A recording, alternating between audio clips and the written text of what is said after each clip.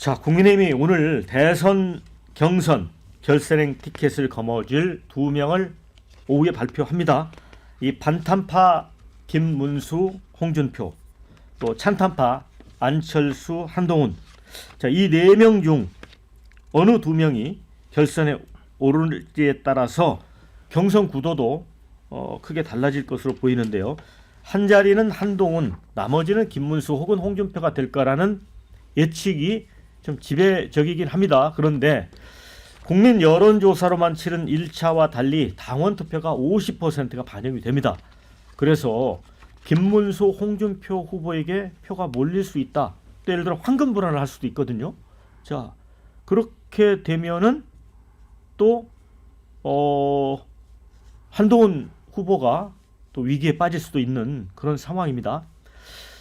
김문수 후보는 어제 2등이 누가 될지는 뭐 경쟁하겠지만 1등은 내가 한다 이런 얘기를 했고요. 홍준표 후보는 이번에도 국민과 당원의 마음을 얻지 못한다면 정치계에서 졸업할 것이다. 뭐 은퇴한다는 표현을 안 하고 졸업한다는 표현을 했네요. 이게 배수진을 쳤다고 이렇게 느껴집니다. 한동훈 안철수 후보는 이제 대전 충청 지역 찾아서 상대적으로 약세로 평가되는 당심 잡기에 노력을 했습니다. 자, 과연 결선에 오를 2명이 누군지 지금 의견이 정말 분분합니다. 1차 경선에서 후보 간 차이가 0.3에서 0.4%에 불과했다. 이런 얘기도 전해집니다. 먼저 김영기 의원님, 네. 누가 올라갈까요? 글쎄요, 뭐 사실은 홍준표 후보가 지난번 그 강적들 나올 때만 해도 돈이 아까워서라도 4명에서 과반하겠다, 뭐 이렇게 예.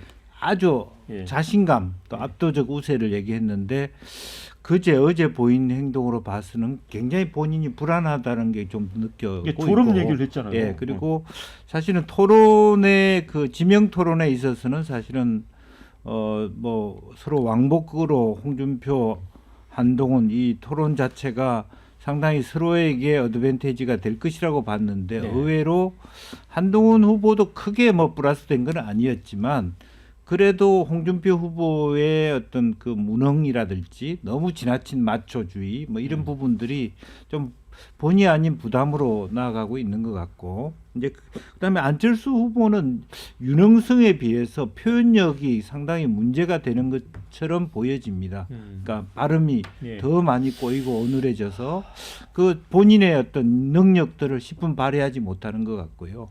그러니까 로키로 일관되게 가고 있는 후보는 김문수 후보인 것 같다라는 생각이 듭니다. 그리고 근데 어쨌든 큰 뭐 돈 가는데 표 간다고 보면 최근 들어서 어쨌든 가장 빠른 시간에 가장 많은 돈을 거둔 사람이 또 한동훈 후보 아닙니까? 이제 그런 의미에서 자발적 팬덤과 뭐 이렇게 집중력은 치고 올라오는 힘은 한동훈 후보에 있습니다만은 앞서 말씀이 있었습니다만은 이번에 뭐 당원 50% 국민 50%라는 것은 당원 80% 정도의 계산을 하거든요. 지난번에는 당원 한 70%다. 역선택을 방지한다고 하면 그러면 김문수 후보가 좀 앞선 상태에서 한동훈 후보를 따라가거나 아니면 어쨌든 한동훈 후보하고 홍준표 후보 사이에서 여러 가지 명암이 바뀔 수 있는 그런 상황이 아닌가 그렇게 보여집니다.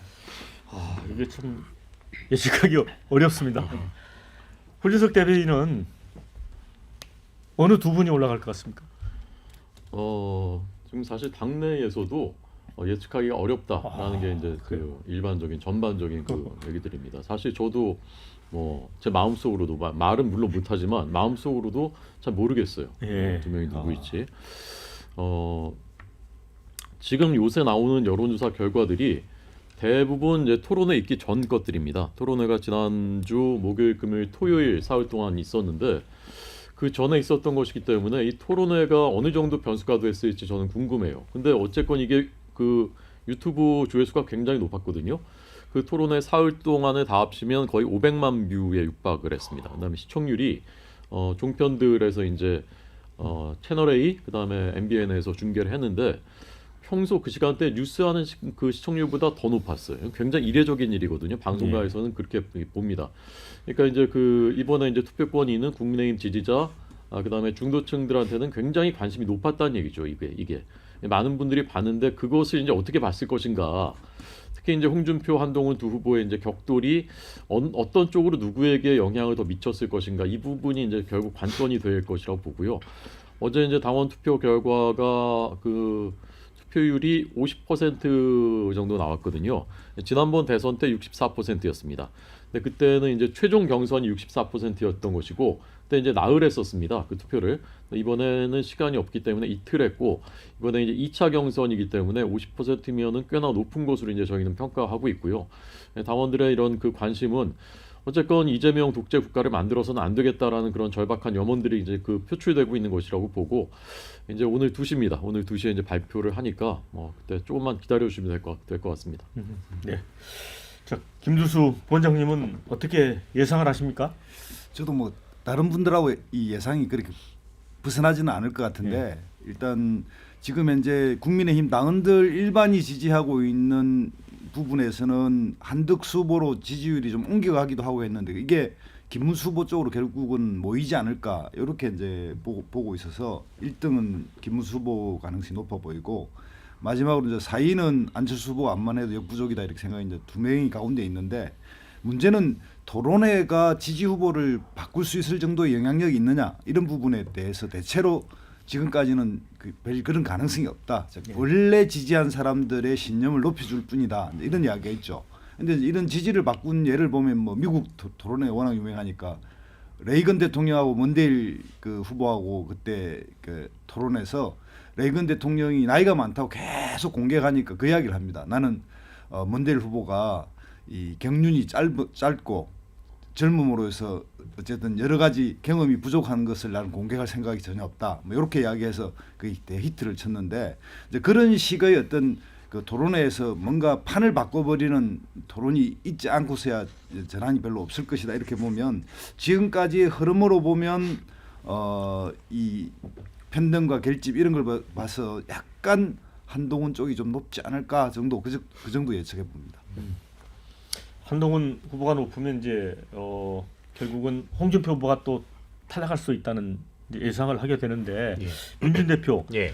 당원 투표 50% 반영이 네.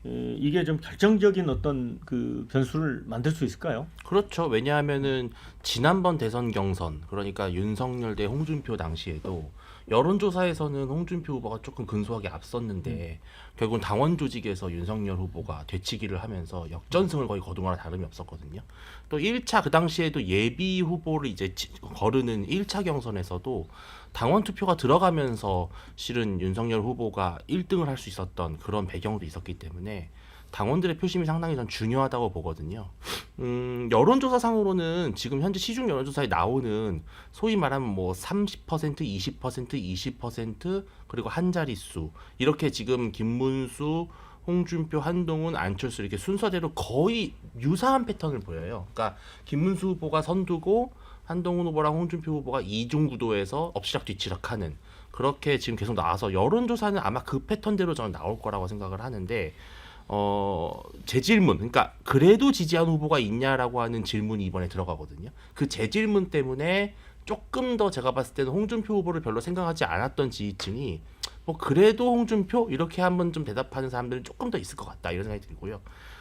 많은 분들이 작년에 그 63%그 한동훈 대표가 지지율 받아서 당 대표 된 걸 두고 그래도 당내 기반이 탄탄하지 않겠냐 이런 말씀들을 하시는데 저는 윤석열 대통령 계엄과 파면 이전의 한동훈 대표와 그 이후의 한동훈 대표의 당원 당심은 좀 많이 다르거든요. 그래서 저는 50% 정도가 참여를 했다면은 이거는 좀 찐 당원들이 많이 투표한 것 같거든요. 네. 약간 좀 당원 소속은 있으나 애당심이 그렇게 크지 않은 분들은 이번 대선은 좀 별로 크게 가망성이 없다라고 생각하고 포기를 하신 것 같고 그래도 국민의힘은 오랫동안 지지하고 지켜왔고 질 때 지더라도 투표는 하자 이런 분들이 아마 이번에 당심 투표를 많이 하신 것 같은데 그분들 사이에서는 저는 한동훈 후보에 대한 거부감과 반감이 아직은 좀 해소되기는 이르지 않았나. 저는 그래서 결과적으로 말씀드리면 김문수 후보는 안정적으로 아마 순위권에 들을 것 같고 홍한 둘 중에 한 분을 고른다면 그래도 당심에서는 홍 후보가 조금 더 유리하지 않을까? 그냥 그 정도만 저는 생각하고 있습니다. 네 분 말씀 들어봤는데 여전히 헷갈립니다. 댓글도 헷갈립니다 지금. 자, 홍준표, 김문수 2인 올라간다고 본다. 이런 의견 아니다. 김문수와 한동훈이 올라간다. 자, 한동훈은 정치 초짜인데 최종까지 가겠네. 최소 국회의원이나 시장이라도 해봤어야지. 이런 의견. 한동훈은 제2의 유승민 꼴 날 것 같다. 이런 의견이요. 한동훈이 곧 국힘 장악합니다. 이런 의견 주셨습니다. 안철수는 똑똑한 양반이 왜 정치권에 들어와 힘만 빼는지 모르겠다. 안타까워하는 의견을 주셨고요. 이재명 이기려면 단일화밖에 길이 없다. 한동훈과 한덕수 하나는 단일로 하면 답이 나온다.